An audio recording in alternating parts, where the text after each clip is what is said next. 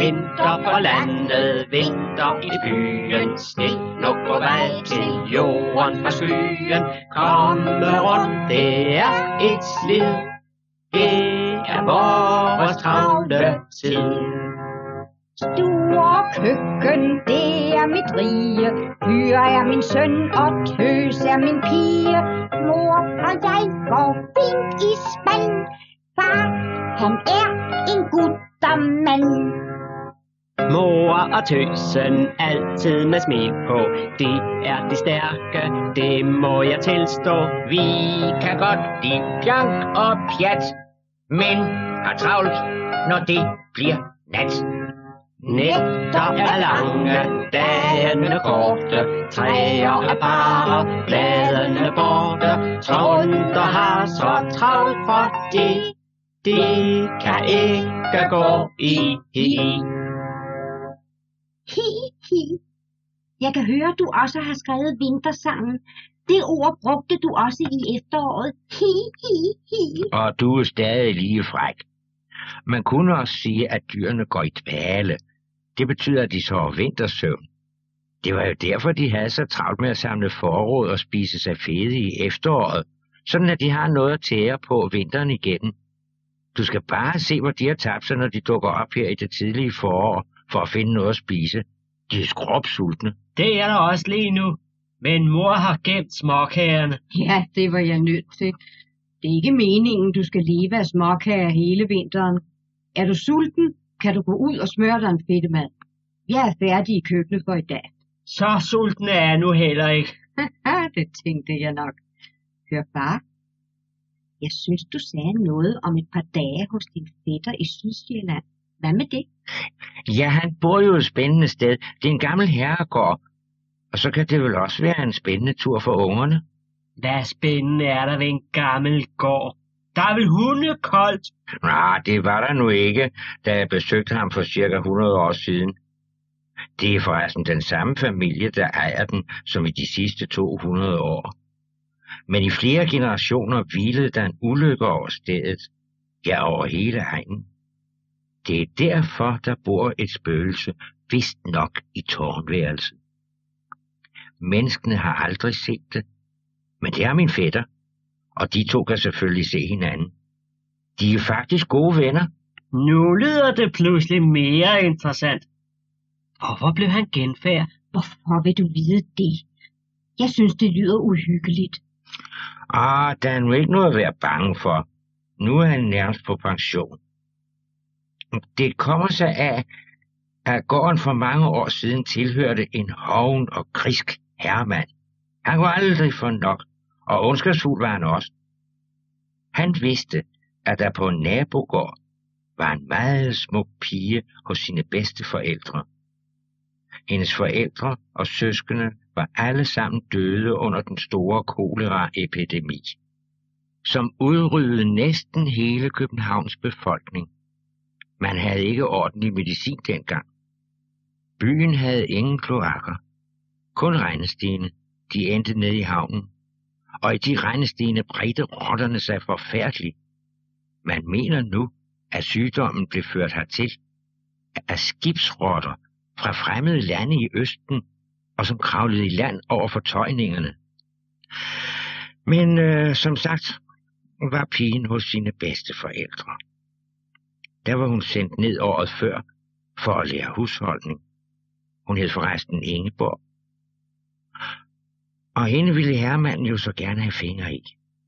Ikke så meget fordi hun var smuk, næh, mere fordi så kunne han engang slå de to gårde sammen, og på den måde blive endnu rigere og mægtigere.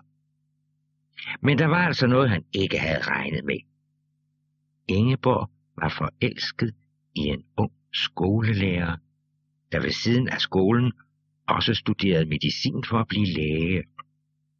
De holdt deres bekendtskab meget hemmeligt, for han ville gerne have sin lægeeksamen først, og det forstod Ingeborg jo godt.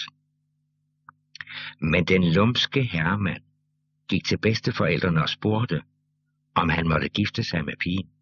De vidste kun om ham, at han ejede nabogården og var velhavende, så de mente, det var et godt parti for Ingeborg. Glad og kæk tog herremanden hjem, og næste dag inviterede han hele omegnen til høstfest ugen efter. Ingeborg fik syet en meget smuk kjole og glædede sig til at danse med sin skolelærer. Hun anede intet om herremandens besøg, og han fortalte ikke noget om sine listige planer. Han havde regnet ud, at under middagen ville han holde en tale om det gode naboskab, og så ville han få lejlighed til, måske, at udtrykke sine følelser over for Ingeborg ved at forære hende en diamantring. Sådan kom det ikke til at gå på festdagen. Hun havde herremanden til bords, og læreren sad helt nede i den anden ende af bordet mellem to bondekoner, der talte hen over hovedet på ham hele tiden om deres private sager. Herremanden kom til det store øjeblik, rejste sig, men da han henvendte sig til Ingeborg, blev hun først rød i kinderne, og da han rakte hende ringen, blev hun bleg som et lagen. Hun rejste sig og løb hjem over markerne i sin fine kjole. Straks efter tog bedsteforældrene afsked og kørte hjem. Herremanden blev rasende og gav sig til at drikke helt forfærdeligt, så da han endelig skulle op i seng, måtte 2 mand bære ham op ad trappen. Fra den dag var han helt utilregnelig. Han slog sine folk og deres børn med en tyk stok, som han altid gik med for at holde balancen, når han var fuld.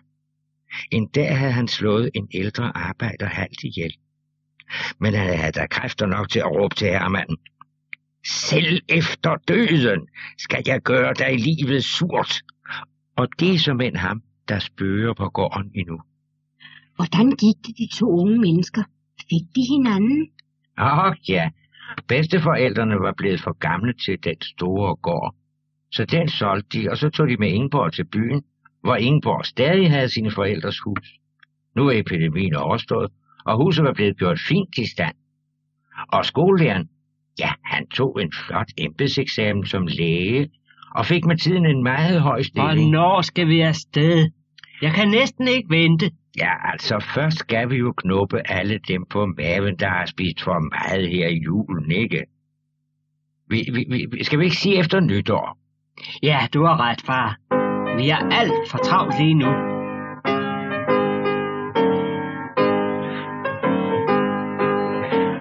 Det er godt, den jul er overstået.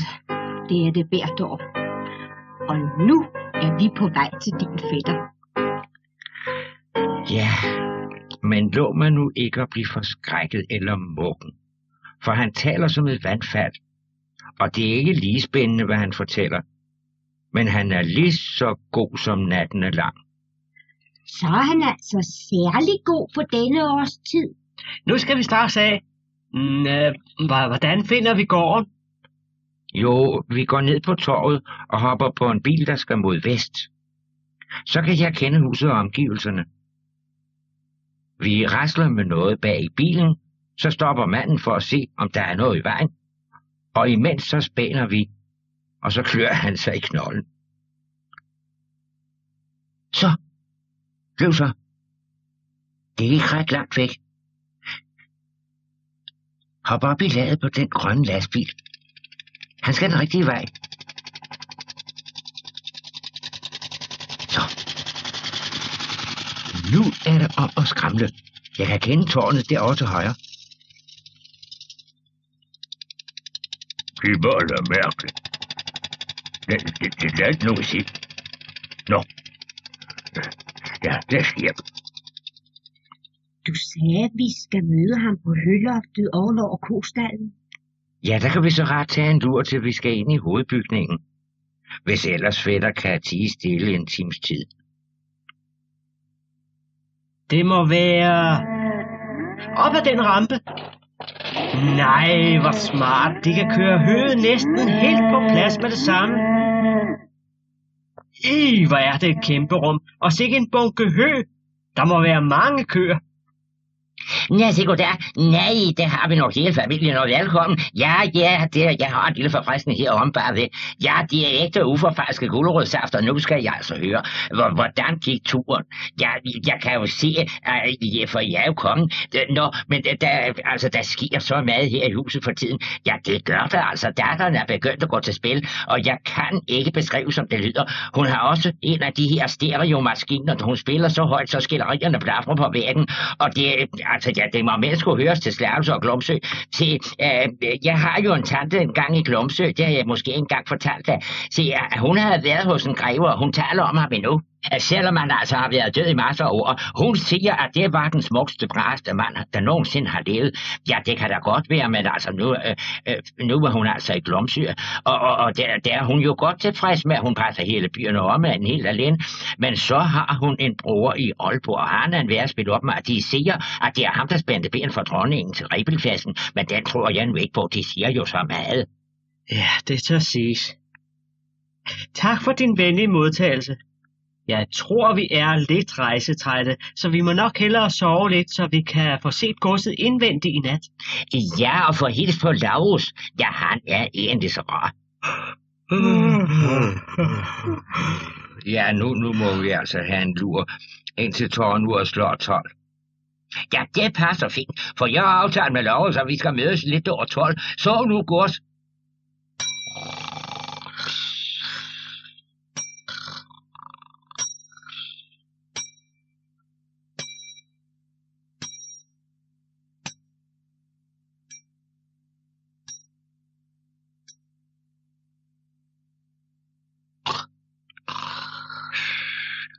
Ja. Nå, ja, lad os så komme afsted. Se, når vi er kommet ned ad slisken her, så skal vi til venstre og følge grusgangen. Den fører lige til den lem, vi skal ind af. Kom nu, mor, kan du ikke rette på krøllerne på vejen? Gå bare nedenfor og vent, jeg er der straks. Det er det sædvanlige med damer. Aldrig færdige til tiden. Du skulle snakke. Du er ikke til at få op om natten. Syvsover. Ja, så kan vi for min skyld godt se at komme derover. Jeg kan forresten ikke huske, om jeg før har været på en herregård. Ja, en gang skal jeg være den første. Se, her skal vi ind. Kom. Lad os se, goddag igen, og velkommen her i Riddersalen. Ja, det er altså Laurus, der sidder der i den højrygede. Når han sidder i den, så gør det ikke så ondt i hans ben. Ja, det er rigtig Laurus. Tag lige og smæk stængerne op på fodskamlen. Ja, lad som du giver Jans. Goddag, Laurus. Vi har hørt så meget pænt om dig. Du stakkels mand. Hvad har du dog ikke været igennem? Og det er pænt, at jeg hjemme og komme med. Det er jo ellers sådan en slags privat familiekoncern. Dit gamle vrøvlehoved. Du er jo med hver gang, der er noget, der sker, ikke sandt? Vi har glædet os sådan til at hilse på dig. Du er det første rigtige spøgelse, jeg har mødt. Ja, det er smadret spændende at træffe et ægte spøgelse. Men hvor kommer du egentlig fra? Jeg blev sådan født i en lille landsby på Lolland. Vi var 21 søskende, så allerede da jeg var 5 år, så måtte jeg ud og tjene på en gård. Først voksede jeg for sammen med en stor dejlig hund. Men da jeg blev 10, så måtte jeg lære at malke. Det var hårdt i den alder. Op kl. 5, og så ud til de 50 køer og bruge næverne. Ja, det var strenge tider for fattige mennesker med mange børn. Hele familien måtte arbejde for føden. Kunne de ikke have fået ulandshjælp eller egenstøt eller sådan noget? Det er der så mange, der får. Jo, eller gå på bistandskontoret. Tænk dig dog om, fyr. Nå. Du kan da huske bare 100 år tilbage. Det måtte man klare sig selv, og hvis man ikke kunne det, så var der kun fattiggården tilbage. Jo, og den havde vi jo hørt nok om, så det var bare med at tage fat. Men jeg endte der som formester. Ja, det var på den selv samme gård, som jeg hele tiden har været, og jeg var da glad. Se, så var det jo altså over på nabogården. Der var der en pige. Hun var så smuk og god som en engel. Vi har kendt hinanden fra børn og leget sammen som små. Men så da hun var 14, ja, så lige til hun var 18, der skulle hun være i huset ved en læge over på Falster. Og jeg savnede hende. Vi skrev et par gange til hinanden. Men det kneb med at få tid. Nå, men jeg vidste jo altså, at hun ville komme hjem til skiftet der 4 år efter hun rejste. Og da dagen nærmede sig, ja, så blev jeg altså mere og mere lykkelig. Og så jeg endelig rejsevognen i det fjerne. Jeg løb alt, hvad jeg kunne, ind for at blive vasket og friseret og tage noget pænt tøj på, inden jeg ville gå over og sige goddag og velkommen tilbage. Ja, så ventede jeg altså lidt. Jeg ville lige vente til jeg mente, at de havde fået hilst på familien og pakket duer. Ja, og så gik jeg med hjertet op i halsen af bare forventning over til naboen. Da jeg kom ind i stuen, bræst min lykke. Hun var der, men ikke alene. På skødet havde hun et lille barn, og ved siden af hende stod en nydelig mand. Han rakte hånden frem og sagde, at han ville glæde sig til at hilse på sin kones legekammerat. Så der sortnede det altså for mine øjne, og jeg løb over til mig selv og græd så bæltigt. Dagen efter fik jeg lov at rejse fra gården, og fik en fin anbefaling med af min husbond. Ja, og så endte jeg altså her. Det var den sørgeligste historie, jeg længere har hørt. Nu er det jo gået over. Ja, jeg kan takke Trud for mad. Han taler så meget, at jeg ikke når at tænke over det. Ja, det er godt med dig, men nu skal vi have nogle forfriskninger. Se, der er en stor bar herovre med sodavand og juice, og citronsaft og øl, og ja, det er der såmænd også. Ja, det ville jo være dejligt med en ø. Far ville gerne bede om en sodavand, ikke sandt, far? Det vil tøsene jeg også gerne, for der er vel ikke cola? Jo, og småklager. Ja, nu skal jeg altså ikke gå og tro, at jeg går og stjæler. Se, fruen i huset, hun er jo klar over at have spøgefulde beboere foruden dem selv, så hun sætter hver aften frem på bordet, hvad hun synes. Og hvis vi ikke tager noget, ja, så kan hun jo ikke videre være her. Ja, og hun holder egentlig som alle og sådan nogen. Hun er vældig glad for spøgeri. Det er jo altid godt at komme ind på, når de har gæster, ikke sandt? Og samtalen sådan er ved at gå i stå. Se, ham der hænger deroppe på væggen og glor ondt lige ud i luften. Så det er altså ham, der slog Laurus. Vi lader ham drætte på gulvet ved at indslå på hans fødselsdag. Det har han rigtig godt af. Godsejeren vil gerne helt af med ham, men så det må ikke fjernes, fordi gården er fredet i klasse A. Prøv at kigge ud af vinduet. Sneen vælter ned. Hvor er det smukt. Ja, smukt, men upraktisk. For de har vel ikke kaler her? Jo, det kan du altså lige tro, at vi har. Og vi har en tradition, at første gang, der bliver rigtig kanfyr, ja, så skal der spændes for med 3 kaner, for så skal hele familien nå at hilse på fruens far. Han bor 6-7 kilometer herfra, og alle tjenestfolkene skal med. Og ved du hvad, vi tager også med. Ja, det skulle da bare mange, og det vil da blive en mægtig oplevelse for jer. Og det er der rigtig plads. Jamen, og vi kan jo ikke ses. Bare det var i morgen. Det kunne være skægt. Tror du, der falder sne nok i nat? Du kan være ganske rolig. Kig ud. Sneen ligger 3 trappetrin høj. Den er så høj, som fyr er. Hvordan må vi komme over i laden? Ja, det skal du bare overlade til Darsus. Der er ikke den hemmelige gang her på gården, han ikke kender. Ja, siger den, der fører over til laden, den er nu ikke særlig hemmelig. Og så er den ret ny.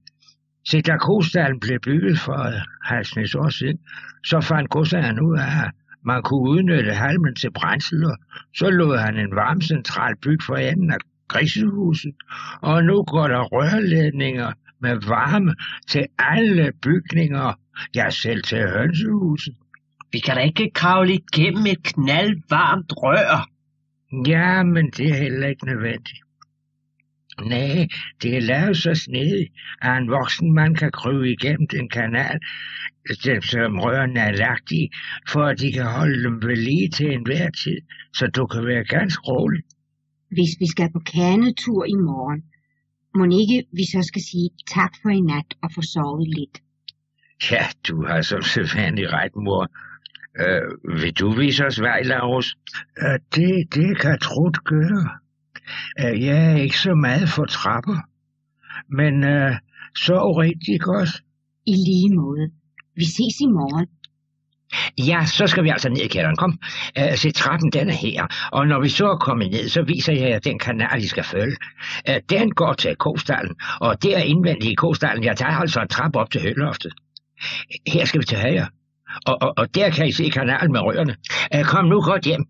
I kommer ikke til at fryse. Og jeg henter jer i morgen ved 11-tiden. Sov nu rigtig godt. Ja, i lige måde. Og tak for en dejlig nat. Ja, det er ikke spor for tidligt at gå i seng. Når vi nu skal være klar til udrykning på den tid, hvor vi plejer at sove. Men det her er jo en slags ferie. Bare reservetrunter nu passer godt på alle dem, vi kan lide, mens vi er væk.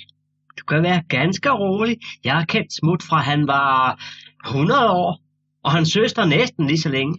Ja, nu er vi her. Og så 1, 2, 3, så sover vi.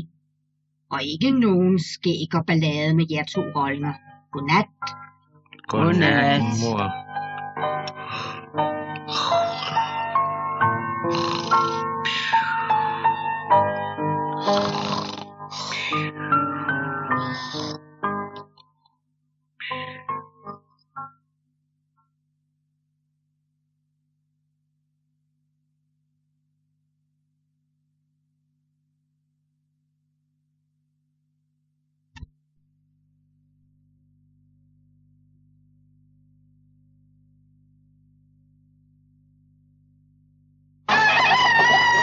Godmorgen. Nå, I er på benene. Ja, det var godt, for vi skal lidt tidligt herfra. Der er faldet en forfærdelig masse sne. Så jeg venter jer om 5 minutter ved den bagerste karne. Det er den med alle madkurvene. De tager altid selv mad med, når de besøger barokken, for ikke at være udejlige. Ja, jeg må jo altså ned og hjælpe Laurus ombord. 5 minutter, er det godt? Kan I klare den på det? Det er ikke alene, når han taler, han har fart på. Du milde. Du kunne bare være stået op, da jeg kaldte. Sovetryne. Jamen, jeg har næsten ikke sovet, for du snorkede så højt, at sneen raslede ned fra taget, så jeg kunne... op i 2. Far er allerede ude på rampen og venter på os. Han siger, det er nemmest at kure på rumpen ned, så det gør vi.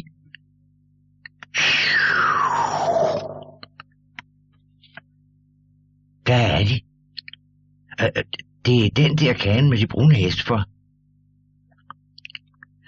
Ja, det var godt, I kom nu. For jeg hørte, at der er klar til afgang. De skulle bare have fat i et par tøfler, som fruen har hæklet til sin far. Han går aldrig i anden inden dør. Så kører vi.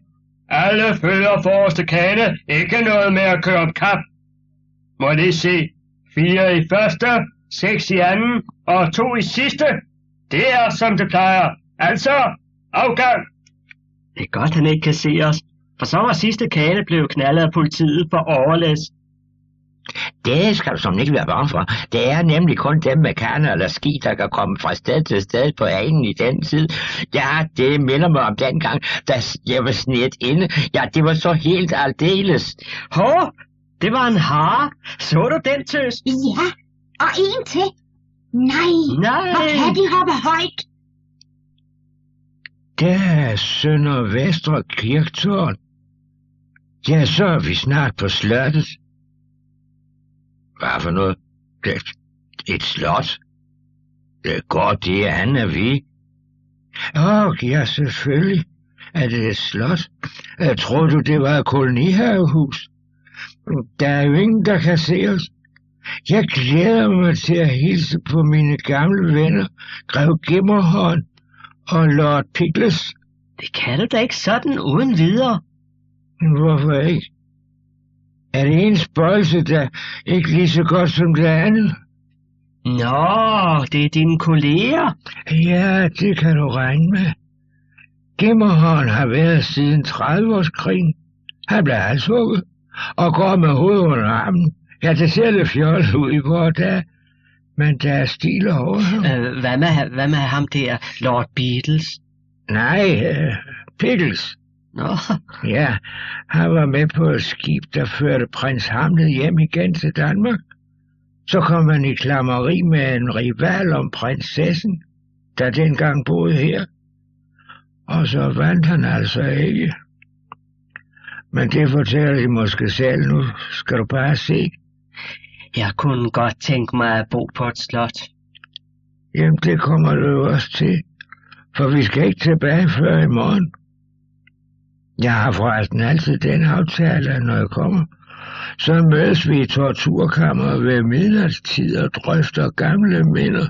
Ja, vi kan jo altså ikke hjælpe med at læse af, så vi må hellere gå op i det blå værelse i sidetårnet og få os en lur. Det bliver en lang nat. Måske er der noget, vi kan hjælpe med til den tid. Der er forresten sat meget frem til os, det gør de altid ved det første snevejr. Og der er 10 senge. Det er den vej, ind af dem her.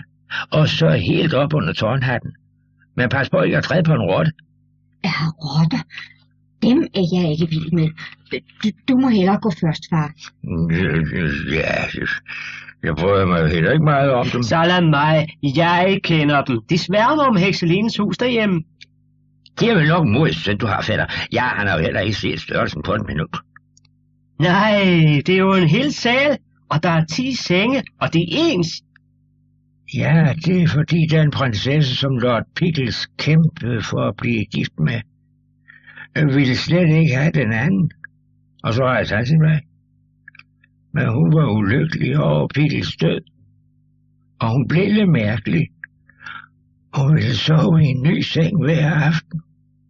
Den 10. nat efter hans død sprang hun i voldgraven og druknede. Hun forresten også spøgelsen. Men kun i Slotskirken og på sin fødselsdag. Er det ikke alt for mig en ulejlighed, vi laver sådan at komme her?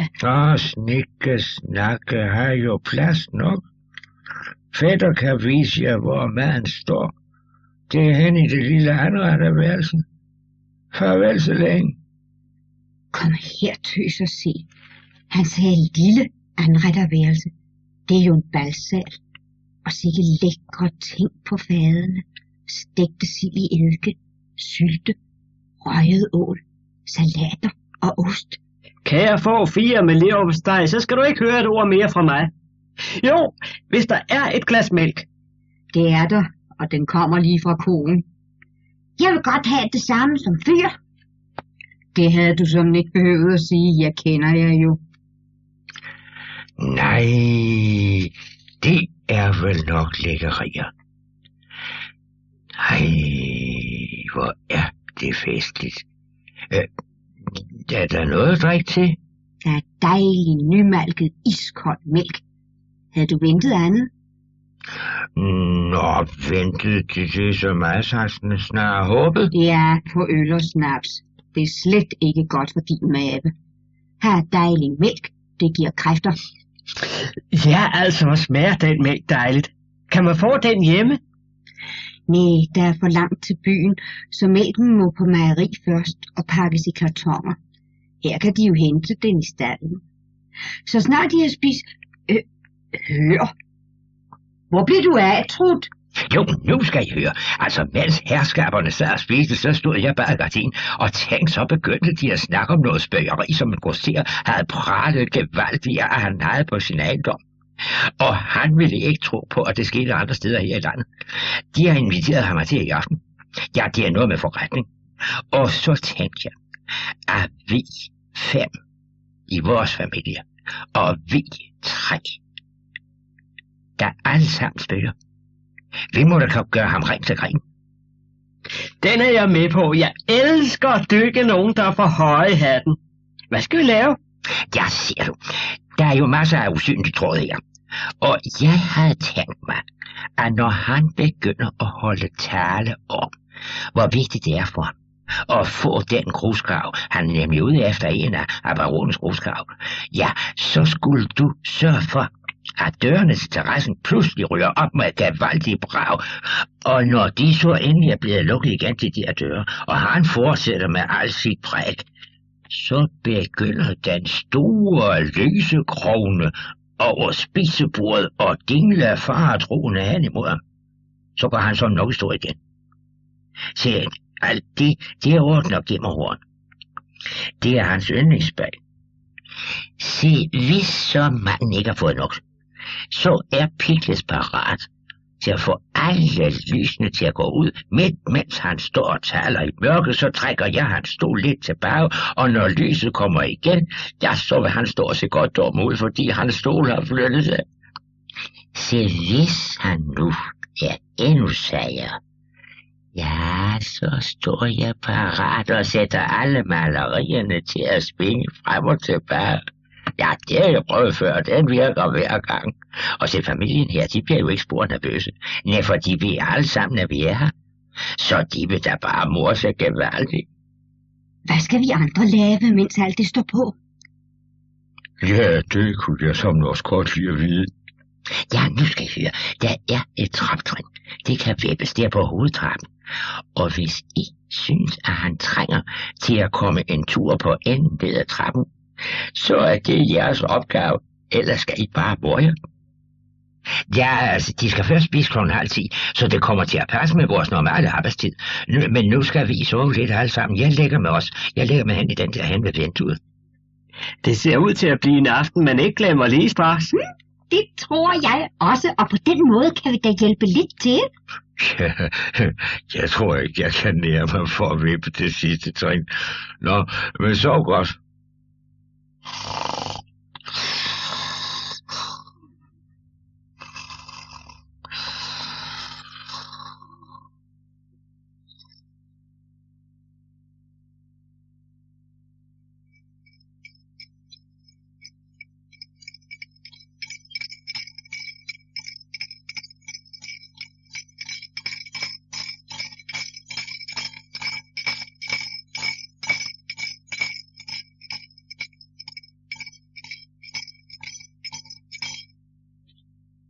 Vær så god at grussere. Nu skal jeg vise vej til herskabet. Ja, mange tak, unge mand. Hvor er her dejligt varmt. Så snart jeg har hængt deres pels op, skal jeg vise vej. Tak, det var dejligt. Jeg er ordentligt sulten.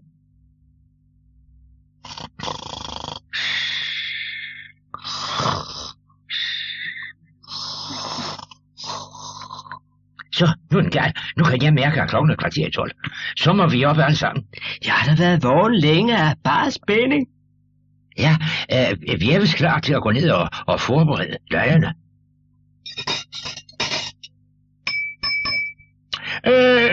Kære herrebror, når jeg nu rejser mig, så er jeg det først for at takke for en strålende middag. Men lad mig lige nævne. Du forkommen! Jenny, vil de være søde lukke til terrassen? Ja, undskyld. Det jeg gerne ville sige, jeg er villig til at... Nej, hør nu, lysekronen, den kører som et skib i havsnød. Jeg må lige have en tår drikke. Undskyld, jeg sætter mig ned. Gudskelov, nu hold den op. Det klarede vi fint, hvad tror du? Ja, men hvad er det nu, bror? Skal du prøve at se? Ja, altså, undskyld afbrydelsen. Jeg blev lidt forvirret med det der. Men altså, det der med grusgraven, det ville jeg jo sætte pris på. Nej, nu går lyset ud. Nej, man kan hverken høre eller se. Det var da godt, du kom igen. Nej, der havde jeg nærsat med pladask på gulvet. Se en skandale. Altså, undskyld.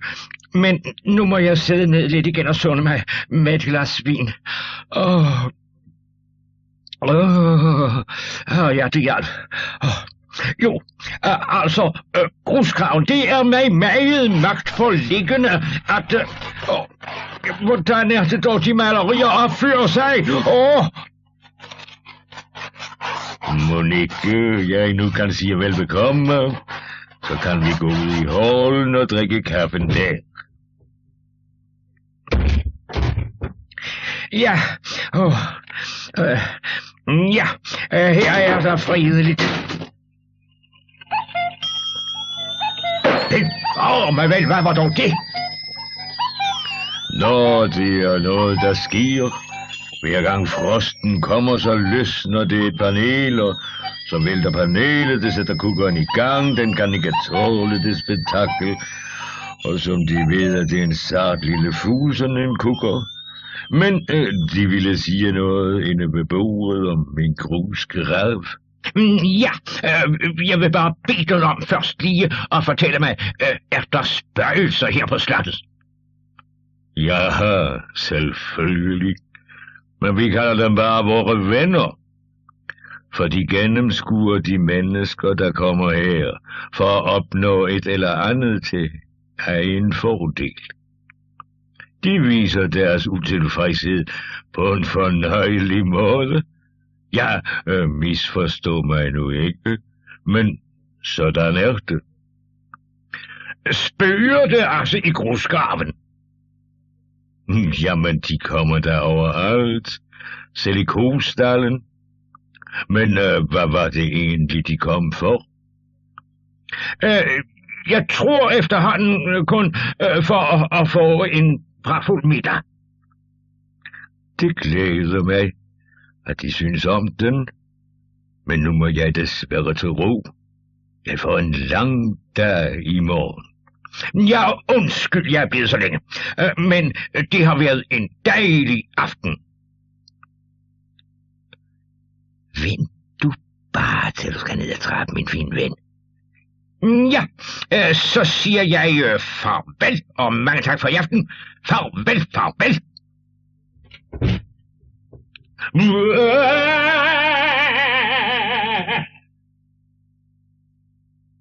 Hvor er jeg glad for, at du lærte mig at omgås vore usynlige venner allerede som barn.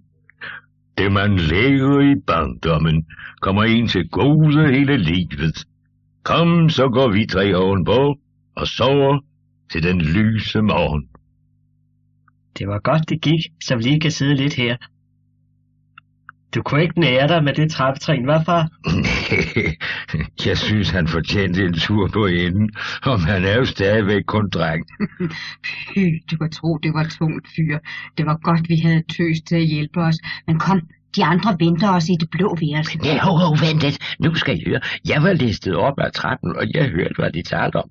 Og jeg kan godt fortælle jer, at de har boret sig helt ovenud. Jeg siger dig, at baronen og hans datter, altså fruen, de har tårer i øjnene af bare grin. Hvor er vores værtsfolk? Ja, de sidder deroppe og venter med natmad. Jamen, lad os da så komme afsted. Well, tak for hjælpen, kære venner. Siger du ikke det? Giv mig hånden. Das var wunderbar. Det var wunderbar. Det er noget af det morsomste, jeg har oplevet. Men jeg hører, at I skal hjem allerede i morgen. Ja, det er nødvendigt. Vores vikar kunne kun til og med i nat. Så er det på tide at komme i seng, så vi er friske til turen. Ja, du har ret, mor. I undskylder os nok. Men hvor har det dog været en dejlig nat. Ja, og jeg kan love dig for, at vores venner her, Laus og ham der Pilgringer, eller Pikles og Gemmerhold, ja, de har været så glade for jer. Ja, de har jo altså allerede stukket ned til sig selv. Nå, men så kan vi jo også godt lige så godt lægge os. Skal vi sove? Godnat.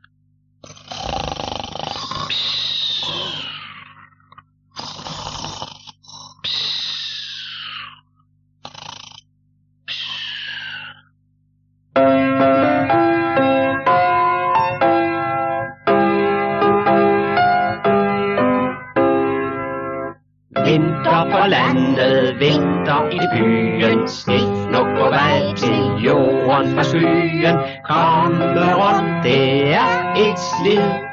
Det er vores travle tid. Store køkken, det er mit rige. Fyr er min søn, og tøs er min pige. Mor og jeg går fint i spand. Far, han er en guttermand.